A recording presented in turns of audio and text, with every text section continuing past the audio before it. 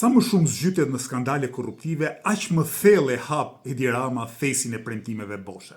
Meqense mesazhi i parë për pensionistët i shkoi huq, sot ai ka bërë një video të dytë ku u përplas pensionistëve shifra qindra miliona eurosh, madje mbi 1 miliard euro. Në fakt, në vitin 2026, pensionistët nuk do të marrin pothuajse asnjë lek më shumë se në 2025. Edi Rama do të heq bonusin e fundvitit dhe atë shumë që pensionistët e merrin me një dorë do ta pjesëtoj me 12 dhe do ta konsideroj rritje të përmuajshme pensioni. Ku ishim?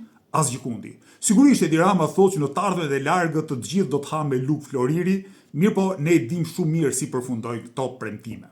Nga ana tjetër, Edi Rama ka premtuar që në janar të 2026 do të rritet paga minimale për punëtorët. Ky në vetvete do të ishte një lajm i mirë, sikur në Shqipëri të funksiononte shteti. Mirë po, në vendin ton, informaliteti në punë bën kërdin. Rreth 44% e të punësuarve sot që flasin punojnë në të zezë. Kësaj rritja formale e pagës minimale vetëm sa do ta shtojë informalitetin dhe shfrytëzimin në punë. Ju e dini mirë, hajdutët nuk mund të bëjnë dot shtet. Ata vetëm mund vjedhin dhe të mashtrojnë.